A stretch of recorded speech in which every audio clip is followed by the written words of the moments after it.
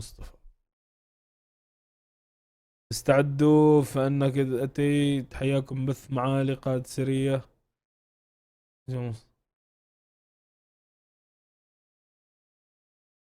ساتر يا عيال، الذي يصور فنان. ايوه تبى تعدمني؟ ها؟ بدري على شعرك. ايوه لا تطغى وانت وارث الاجرام، لا تطغى وانت وارث الاجرام.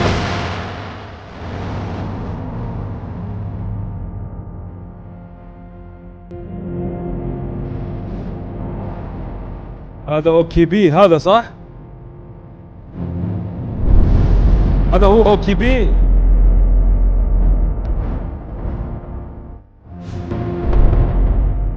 ذاك الملازم اول سايكو دام رئيس الحرس الرئاسي ايوه لمعالي الحاكم مصعب. الاشخاص الموجودين اغواهم الشيطان وسلكوا طريق الضلال والظلام. الاشخاص هذولا ارتكبوا الجريمه وارتكبوا الاجرام، ذبحوا عساكر يتموا ابناء، ارملوا نساء، ارتكبوا فوضى والارهاب وشهروا باعمالهم الاجراميه. ولكن ولله الحمد قدرنا نحن نسقطهم في حالتهم امام العداله. ولا تهمة صحتها، وما في شيء يثبت اني سويت هذه الامور. ايوه ما عدمت عسكر ولا دهمت جسم. بنشوف الكلام اللي قاله كله غير صحيح. بسم الله الرحمن الرحيم، وبه نستعين، وما هذه إلا على صراط المستقيم. وبناء على إقرار المتهمين على أنفسهم بالتهم المنسوبة إليهم، ومنها قتل نفس دون وجه حق، والإرهاب وزعزعة أمن الدولة، وردعا لكل مجرم، أنا القاضي لويس روميرو قاضي دولة ريسبكت أحكم على المدانين بالإعدام رميا بالرصاص حتى الموت. بسم الله الرحمن الرحيم. إلى كل شخص يسوي له نفسه في مساس أمن مدينة ريسبكت أن يتجاوز الخط الأحمر وأن يرتكب الإجرام والجريمة.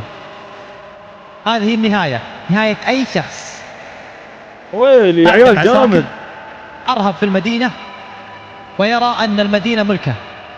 وجدت الاس بي دي ورجال الاس بي دي وقيادة الاس بي دي لردع الحثالة المتواجدين خلفنا، والمدعى بزكريا سنارة وأعوانه من عصابة الجمايكا. وهذه نهاية أي شخص تحدى للاس بي دي.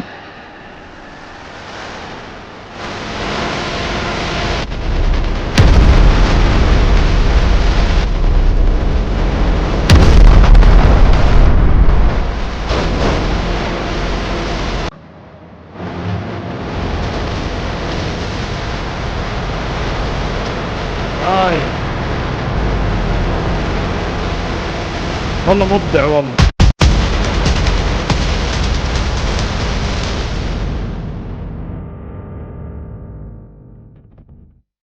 والله مبدع.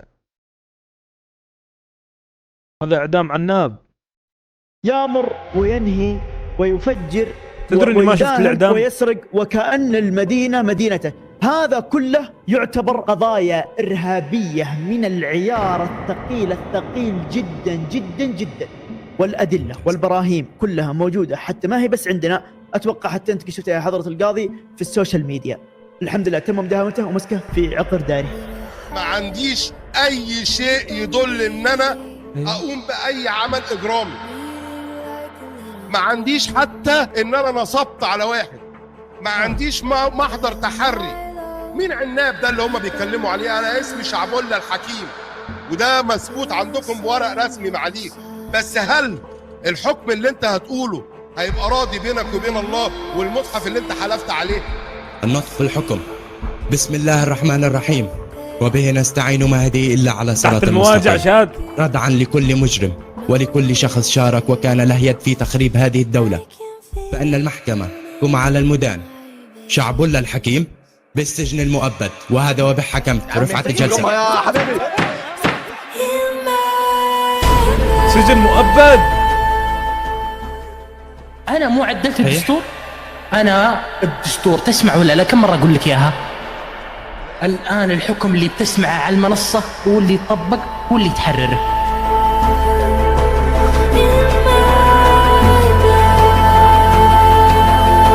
حلو. هنا الحاكم تدخل شكله بإذن من المجهول ان هذا يموت يعني يموت. اللهم ارنا الحق حقا وارزقنا اتباعه وارنا الباطل باطلا وارزقنا اجتنابه.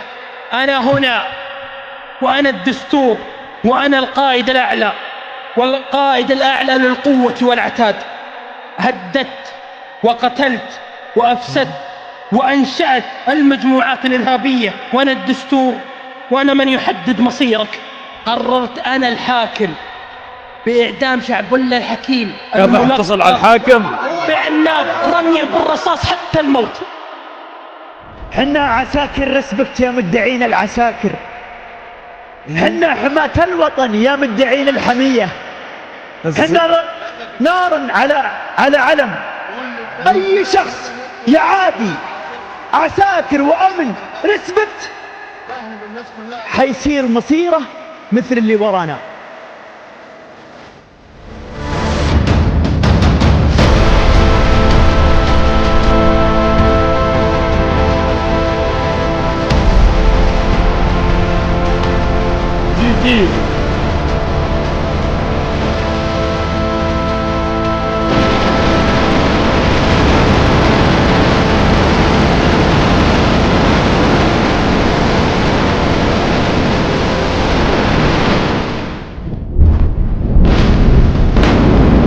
يعني جالسين توروني الاعدامات؟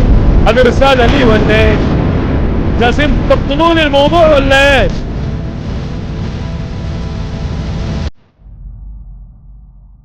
كل انواع الاسلحة جربوها في مسكين في شعبولة. لو مو احسن لك جالس على الغناء، ايش جابك للاجرام يا وحش؟ هذا اجل اللي يقولوا فوق شو وضعكم؟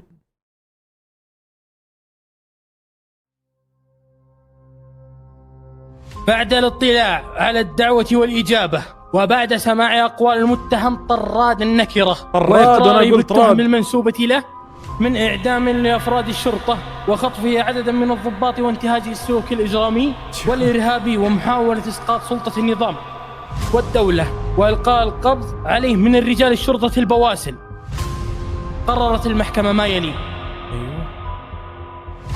معاقبة طراد النكرة بالإعدام حرقا بالرصاص حتى الموت. هنا كان القاضي مصعب هذه الفترة، هذا قبل كم شهر يا اخوان تقريبا. السلام عليكم ورحمة الله وبركاته مواطنين برسبكت الأحباء. حاليا النكرة خلفي الذي باسم طراد راح يتم تنفيذ حكم الإعدام من إشراف مني. كذلك الشكر والتقدير للعسكري الذي بيميني ماثيو ستانلي. الله يعطيك العافية طول العمر وفيديوهاتك سوف نستمر. وطن والوطن لا يخان. يا ساتر شوف وين اعدموه بنزين.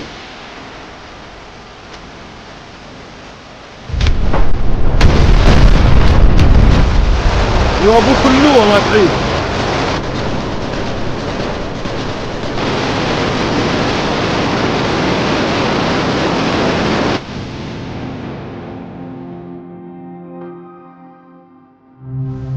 ساتر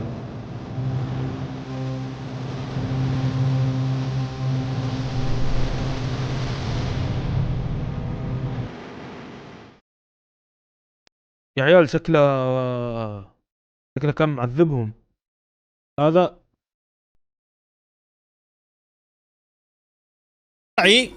على هوية الجثمان بالتحليل DNA التي تم عثورها في مقر السري لقطاع راح باسم العسكري أتشوري جاكسون. وبعد كشف الحقائق الجنائية بسبب الوفاة وحسب المادة القانونية والمادة العسكرية أن يتحمل المسؤول القطاع كافح المكافح كامل المسؤولية في هذه القضية على ما قام به كافح المكافح عن قتل نفس بغير حق. فإن المحكمة حكمت حضوريا على المدان كافح المكافح بالإعدام رميا بالرصاص حتى الموت، وهذا به حكمت. رفعت قد شكرا لكم جميعا.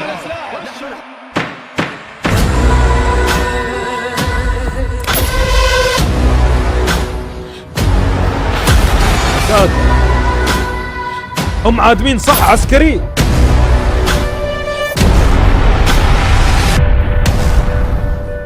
أنت ليه الشعور يعدموا؟ الصادق وغيرك بالقيادة سراب، وأنت المقر الثابت وغيرك بالقيادة ممر. حزننا بإعدامك تربع بضلوعنا وضلوعنا لك تذاب، شوقنا لتحريرك مثل العود من فوق الجمر. يا كافح ننتلق طاعك علاج للاكتئاب، وتحريرك نفتخر به مثل السحاب المنهمر. قلوبنا بدونك تحس بالاغتراب، أنت في قلوبنا وطن وحنا لك بالفدا مقر. تشهد على ما حصل طلقات الاكتساب، وراح نكافح وراح القايدها فخر. هاي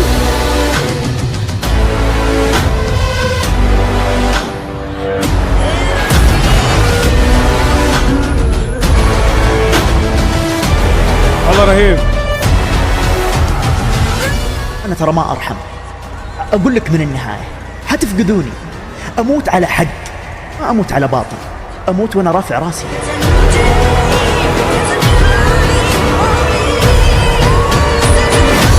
هذا مين؟ أبشر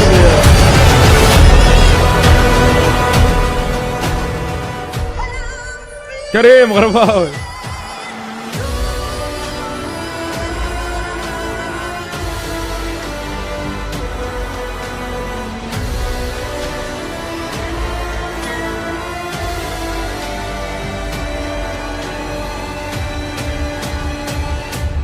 ساتر والله ذا جو ما شاء الله عليه، والله فنان، والله فنان الولد مبدع، شغله نظيف. الإعلام العسكري ما نهاب الموت ونلبس لنا كفنا كافح شعار الداخلية. وما نهاب المواجه والحروب، ما نهاب الموت والحرب نلبس له كفنا. من اللي يتكلم يا اخوان؟ جهز الرجال راح للقتال وكافح على الظالم بداره، والله نفديك روحنا ما نعرف الخسارة.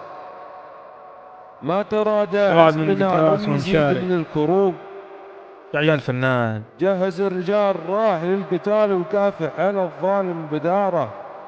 يا الفنان قولوا يا رسبة الحماية نلبي لكم بالتحية، راح مكافحينها أعزة واسمها يبقى منارة.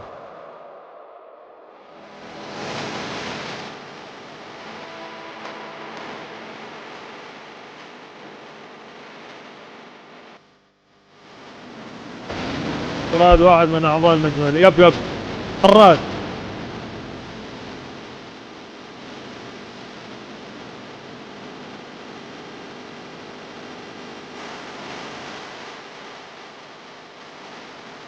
والله فنان.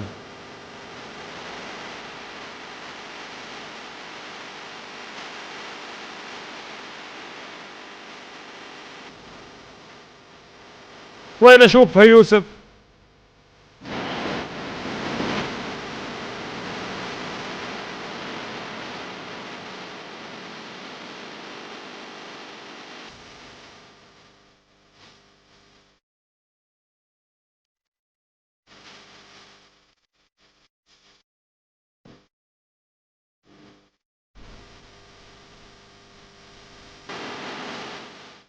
يا كافح لك شعب ما يرضى بالذل والردية، الردية الصدور كفاح والأيدي على المثابرة شظية.